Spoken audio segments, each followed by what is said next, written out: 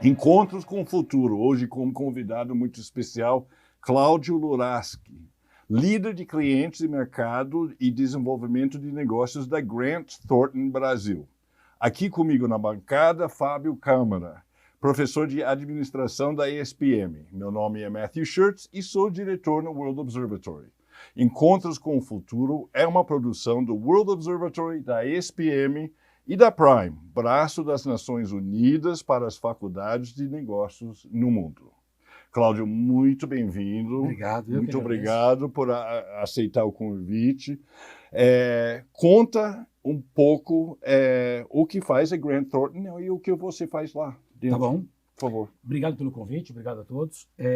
O que faz a Grant Thornton? A Grant Thornton é uma empresa de consultoria e auditoria, basicamente uma empresa de serviço.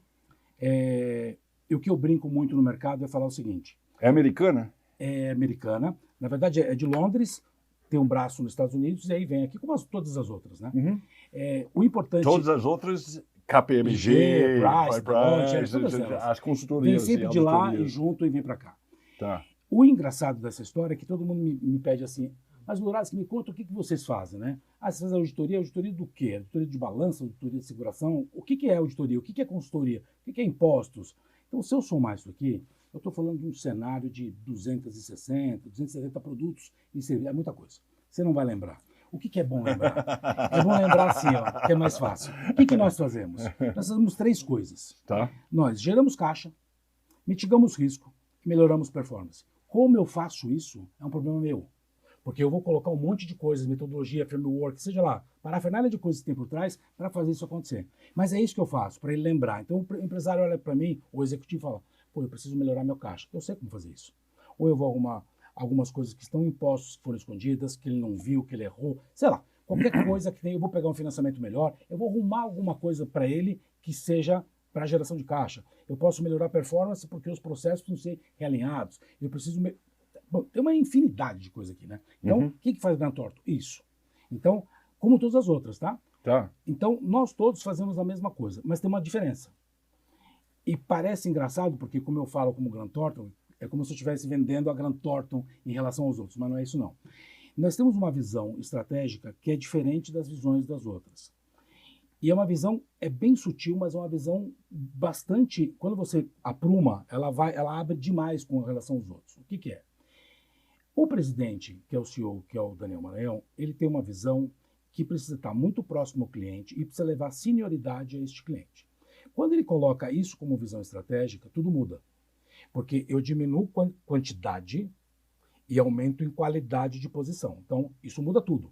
Porque imagina assim, ó, enquanto eu estou acostumado a entrar num cliente, colocar várias camadas e a camada de baixo maior de, sei lá, seniors, assistentes, e aí até chegar no sócio em poucas horas, aqui não inverte.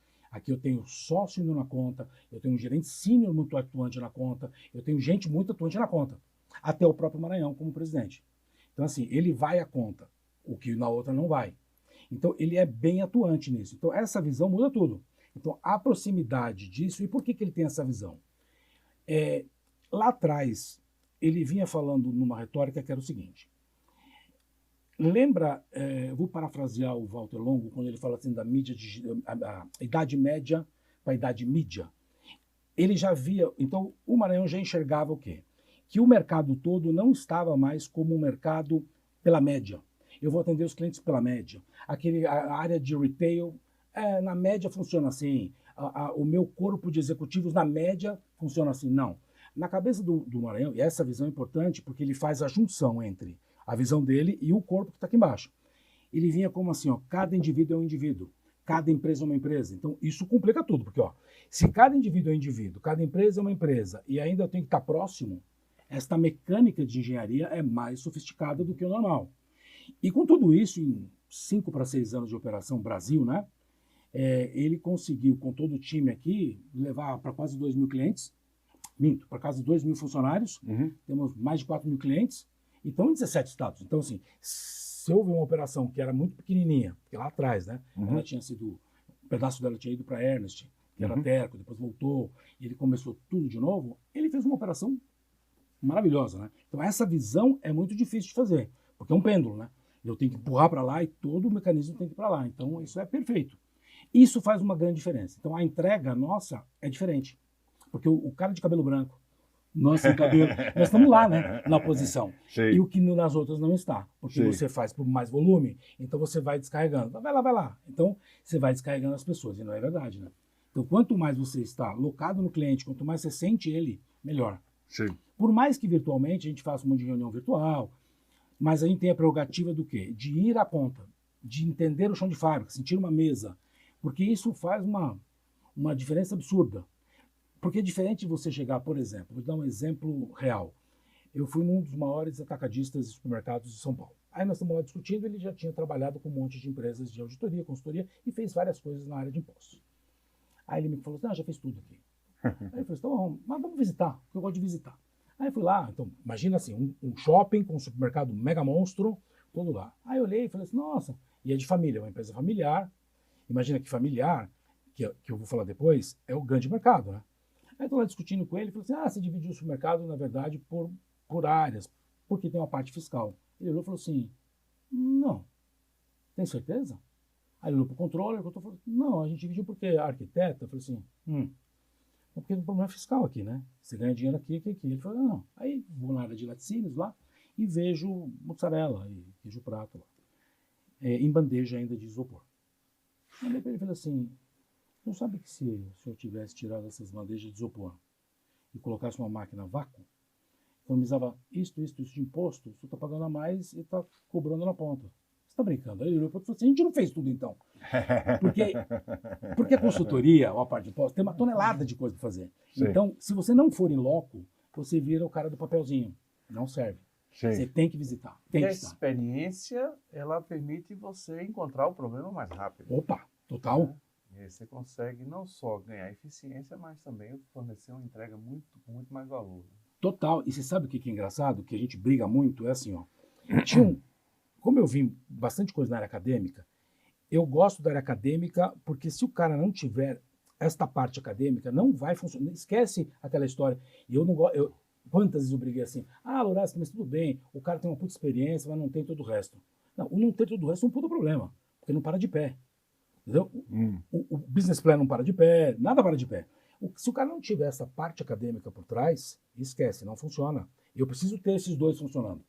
Então a gente tem essa briga. Esse é um bom anúncio para a ESPN. E tem que ter, mas é verdade, tem que ter. E Essa a importância. A super importância importante. disso, dessa formação. Aham. Porque se não tiver isso daqui por trás, como é que ele vai ter, por mais que ele tenha experiência, porque a vida vai dando experiência, os cases de empresas, mas falta o resto, você não tem estrutura. Como é que se discute um troço se não tem estrutura? Você não aprendeu nada. Então assim, não, mas lá eu fazia assim. Não, está na cabeça de alguém que fez, mas por que era feito assim? Não, porque já é outro problema. Então falta essa instrumentação. Então nós todos lá temos o quê? Como liderança, puxar toda essa massa de baixo para estudar. Então você vê pouca gente hoje dentro de uma Grant Thornton que não estuda. E pode ser o cara mais baixo. Formalmente ou informalmente? Não, como é que formalmente. faz? Formalmente. Porque- Você bota na escola? Total, porque assim, a gente tem política de ensino, então tem assim, ó, uma trilha de conhecimento interno. Tá. Então tem o GT Academy, que você está tudo estruturado para o cara aprender várias coisas. Mas aquilo não é o suficiente, nunca será. Então o que a gente faz também? Esse cara parou aonde? Parou aqui? E aí, querido, vamos fazer uma pós quando? Então a gente está empurrando. Por quê? Ele precisa crescer. É importante para a firma, óbvio, mas para ele. Porque o dinheiro não está lá, então eu preciso formar este cara. Esse é o grande legado, é fazer o cara. Então, quando eu vou fazer o cara, eu estou montando o PDI do cara. Então ele tem que fazer uma pós. Mas já fiz 4. Vamos fazer um mestrado, cara, eu te ajudo. Onde você quer ir? Tudo isso tem benefícios da própria Grant Thornton. Então é tranquilo isso. É só o cara ter o sim, né? Quero fazer. Sim. Então você vê um monte de gente. A minha própria estrutura, todos estudam. Não tem ninguém parado. Tipo assim, já me formei, agora não quero mais. Não existe isso. Não. Ele pode não estudar? Pode. Mas eu vou lembrar sempre do cara que está estudando. Que eu deixo isso bem claro. É a mesma coisa assim, ó. As pessoas brincam comigo e falam assim, Lourenço, você acha que uma vez por semana, 2, no tal do home office, não sei o quê, eu falo assim, a agenda é sua. O entregável é seu e a gente se compõe. Eu não tenho essas coisas muito, sabe assim, 1, 2, 2, muito justinha. Só tem um problema. Ele falou, o que é o problema? Só faz gol quem está no gramado. Quem estiver na arquibancada bate palma. Não tem como, cara. Então você tem que estrategicamente saber onde você está. Naqueles dias é importante estar lá porque eu preciso pegar knowledge, eu preciso aprender com gente. Porque gente que aprende gente, não adianta. Por vídeo, não vai dar. Tem coisas que não dá, então é a mesma coisa. Mas a gente tem uma grade bonita, todo mundo estuda, tem uma quantidade de horas mínimas por ano, área técnica e as áreas de back-office também. Então todos têm que fazer. Isso é muito bom. Tem que ter a parte, senão não tem conteúdo. Aqui, Encontros com o Futuro fala do futuro, Sim. né? E como é que você vê isso? Quais são os grandes desafios na área, em todas as áreas, quer Tá. dizer, na área do setor privado para o futuro? Você lida mais com o setor privado, eu Mais que imagino. o privado, sim. Sim. É porque o público, a gente tem uma estrutura de governo, né? Setor público e terceiro setor, mas Sim. é muita licitação, muito processo normal. A parte toda que é Clients e Markets, é onde eu faço, eu sou sócio da Grant Thornton, responsável por Clients e Markets. Tá? Essa parte de Clients e Markets, eu tenho a parte de clientes, normal, e tenho aquilo que eu vou ao mercado captar. Então, eu tenho iniciativas soltas do tipo rodízio de CVM, que todas as empresas têm que rodar, as companhias abertas têm que rodar os auditores, então eu tenho um programa para isso, um programa para go-to-market para as regionais, e por aí vai. Então, eu tenho uma infinidade de trabalhos aqui. Onde está o grande desafio? Não o desafio olhando parte empresa, do tipo assim, tem que colocar as práticas de ESG funcionando, tem que colocar toda essa parafernália de coisinha que é importante.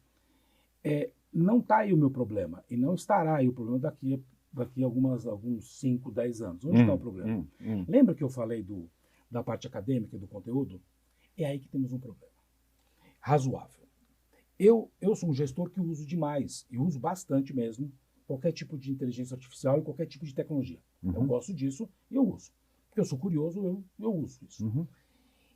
Aí, os meus pares, ou as outras pessoas, ou quem está no mercado, eu vou trocando informação, eles falam assim para mim, não, puta, eu tentei usar, que ele não funcionou direito. Aí eu olho para ele e falo, por que ele não funciona direito? Não, porque eu pergunto um negócio aqui, não vem do jeito que tem que vir, tem que ficar revisando. Onde está o problema? No conteúdo dele. O conteúdo dele é muito baixo. E quando eu pergunto quantos livros ele lê por ano, ele fala assim, a última vez eu li tal. Eu falo assim, 2 livros? Então assim, como é que um cara que lê 2 livros no ano, pensa que, eu não estou querendo que ele leia 40, não é isso não, mas ele precisa ler, se não tiver conteúdo, capacidade de pergunta, ele não vai conseguir tirar nada da ferramenta, por exemplo. Então todas as ferramentas de inteligência, etc., elas funcionam se você usar o cérebro. Tiver conteúdo, se não tiver conteúdo, gente, esquece. Eu adorei isso. Você está defendendo a inteligência artificial Total. através dos livros. É total, porque tem que ter isso. Que eu sou um cara de livro, Não então... eu gosto de papel, mas eu tenho que, se não tiver isso, não funciona. Sim. A minha própria filha olha e fala assim, não pai, mas é muito livro isso, né? Porque eu vou comprando, vou lendo e vou doando, porque eu não fico guardando, a não ser um ou outro que eu guardo porque ficou xodó lá, que eu marquei um monte de coisa. Mas eu, na média, eu faço o quê? 40, 42 livros ano. Porque é uma média que eu tenho no meu planejamento, eu tenho que ler. Porque se eu não ler, a minha mente não abre, eu não vejo um monte de coisa. Como é que eu funciono? Não tem jeito. O que você acha que as pessoas deveriam ler na sua área de consultoria? Depende de onde ela está. Tá? Mas eu sempre acho que ele tem que ler uma parte que seja muito técnica lá, que é o específico dele, mas não ficar só no técnico. Ele tem que sair fora disso para essa cabeça abrir. Por quê? O que eu tento colocar para o time, isso o Grant Thornton também, é o seguinte. Existe camadas que são muito especialistas e tem camadas que são muito generalistas. Se eu ficar com esses 2 polos aqui, eu vou ficar com um puta de um problema. Porque eu fico assim, ó. Este cara, se eu chegar para esse cara que é especialista e falar para ele assim, ó, tá escutando esse barulho? Ele vai falar assim, é um cavalo. Porque ele é um cara especialista veterinário em cavalos. Mas na verdade, sabe o que é? Não era um cavalo. Era um pônei. Não tinha nada a ver, ou era qualquer outra coisa. Um burro. Ele não consegue, porque para ele é muito especialista, muito fixo naquilo lá. Então o generalista já vai voar tudo. Então o que eu tenho que fazer? Juntar essas 2 coisas aqui. Como é que eu junto isso? Existe um termo que a gente chama de nexialista, que é juntar. Como? Nexialista. Nexialista. Que é fazer o quê? Quando eu tiver que entrar em algum assunto, eu desço na profundidade até um determinado nível, mas eu conecto pontos. Que é isso que vale a gente ter cabelo branco, etc. É conexão de pontos. Então, como é que eu estudo? Poxa, o que eu faço? Eu faço clients e markets. Então, eu preciso saber o que está acontecendo em data analytics, não sei lá o que, todas essas coisas que tem a ver com esse meu mercado, eu vou estudar até a página 3. Porque aí o especialista, eu sei quem é o especialista, não preciso saber disso. Agora, eu preciso entender de ecossistema, cada 10 empresas no mundo, cada 10 grandes conglomerados, 8 são ecossistemas. Pô, então o ecossistema é um negócio complicado, não está mais em ilha? Não. Então, o que eu vou ter que estudar? O genérico aqui, um pouco de específico e juntar esses pontos. Porque na hora que eu junto esses pontos, fica fácil de eu fazer assim, ó, ali eu sei como resolver, ali não, ali eu vou para cá. Você enxerga no 360, né? Você não fica só no específico, que é ruim. Então, o auditor é um pouco melhor porque ele vê a empresa como um todo. Então, tirando o regulatório, que ele fica muito travado nisso, ele enxerga como um todo. O consultor, ele é muito específico. Porque se ele está fazendo tax, ele vai olhar tax. Se ele está fazendo direto, você vai olhar direto. Se ele está fazendo GRC, vai olhar GRC. Se ele vai ver risco, vai ver risco. Mas precisa abrir essa cabeça. A cabeça precisa estar olhando o todo, porque é isso que o cliente espera. Lembra do individual? O cara é individual, ele quer o quê? Pô, como é que você me ajuda? Ah, mas eu só faço auditoria. Entendeu? Não. Qual é o seu problema? Porque eu preciso entender o problema dele e nós temos culturalmente um outro problema, que é não aprendemos a fazer perguntas. Ninguém ganhou nota fazendo pergunta. Então, eu vim de uma estrutura que eu só ganhava nota perguntando e não respondendo. É diferente isso. Para mim é fácil, porque eu sempre vim questionando. E as pessoas não perguntam. Então, elas vão no cliente e o cara fala e fica no e volta para casa e cheio de dúvida. Pô, pergunta para o cara, como é que funciona a operação? Quais são os seus produtos? Ah, qual é o seu mercado? É este? Quais são os canais de distribuição para entrar aqui? Ah, sim. Quem é os parceiros? É como se fosse um canvas aberto na sua cabeça perguntando. Mas as pessoas não perguntam. Perfeito. Não estão acostumadas. Se você não adquire conhecimento, não pensa, como é que você vai perguntar, né? Foi uma vez que eu tive que... Minha mãe, ela quando começou a usar a inteligência artificial, assim, poxa, Fábio, mas você usa bem porque você é doutora, tem conhecimento, você estuda, você lê, você falou, né? Você lê vários livros por mês. Minha mãe é uma leitora. Então, por isso que é fácil. É fácil. Por isso que é fácil, né? Porque você tem um conteúdo, você adquire, você aprende, né? Então tá aberto, né, ao aprendizado, que é um desafio nosso, né? Fazer com que as pessoas vão atrás, né, de conhecimento para poder saber. Ficou mais fácil, né? Ficou mais fácil, né, se for pensar bem. É legal porque a gente está puxando uma camada que estava esquecida. Então, assim, o pessoal de 40 para cima, 40, 45, 50, 55, 60, todo esse povo aqui, ele estava meio esquecido, né? Ah, mas não serve, né? Tá mais velhinho e tal. Não, agora começa a voltar, porque este cara tem conteúdo. Sim. E aí tem conteúdo, história, experiência, então chama o cara aqui. Em 2 minutos resolve o problema. Ainda mais com todas essas inteligências, fica mais fácil. E tem inteligência, hein? Misericórdia. É de tudo. O Cláudio, deixa eu fazer uma pergunta. A gente ouve, lê na imprensa sobre vários escândalos e tal, de empresas auditadas. Como que uma empresa consegue burlar a auditoria? É assim, ó. Vamos imaginar que a auditoria, quando você pega empresas, aquelas que estão mais públicas, né? Sim. É mais fácil de aparecer na mídia, porque a mídia propriamente vai empurrar isso e vai mostrar que teve um problema de transparência. É o caso das Americanas, eu estou pensando nisso. Por exemplo. Para ser sincero. Então pega lá Americanas como caso, você vai ver assim, ó, como aquilo está em mercado de bolsa, tem ações, tem um monte de coisa ali, ela é aberta. Sim. Todo mundo olha aquilo, porque ali envolve um monte de coisa, acionistas, stakeholders, um monte de gente ali. Onde está o problema nisso? A auditoria externa contratada, porque você tem a interna dentro da operação, que suporta o conselho, e tem a externa. A externa, que está lá, ela não é que vai achar fraude, que vai achar roubo, não é para isso que ela é contratada. Ela, na verdade, é contratada para olhar que se todas as demonstrações financeiras e toda a operação das Americanas, no caso, estão conforme os princípios contábeis geralmente aceitos, as normas de auditoria, se tudo faz sentido. Ou seja, se tudo foi testado em amostragem, aquilo está ok. Eventualmente você vai catar coisas, lógico que cata, porque como chama? A coisa ilícita sempre deixa um rabo, sempre deixa alguma coisa. Então tudo isso é reportado, vai para a carta de regulamentações, vai para a administração e é discutido. Onde está o problema nisso? Que se a governança, apesar de estar muito bem estruturada em camadas, tudo bonitinha, mas ela é uma governança que é mais para alguém enxergar do lado de fora, é mais marqueteiro, vou brincar com o termo, né? Para alguém olhar para lá e não é para dentro de casa, aí começa a complicar. Por quê? Porque eu só vejo aquilo que me é entregue. Eu não consigo enxergar aquilo que não me é entregue. Então, se o presidente de uma companhia não me passa informação e tem uma informação paralela, se o controle tem uma informação paralela, se tem um conluio, como é que nós vamos enxergar? Nem nós, e muito menos acionistas, e muito menos quem está no mercado. Ninguém enxerga. E aí tem uma hora que explode, que é o que aconteceu. Então, isso explode em vários casos, tá? Tem vários que acabam explodindo assim. Não é que eu queira ser o grande protetor das auditorias, mas é muito difícil um auditor não ter visto alguma coisa que não foi entregue. Impossível. Porque como eu faço por amostra, e a amostragem é toda estatística, e eu tenho materialidade, não tenho como eu não ver isso.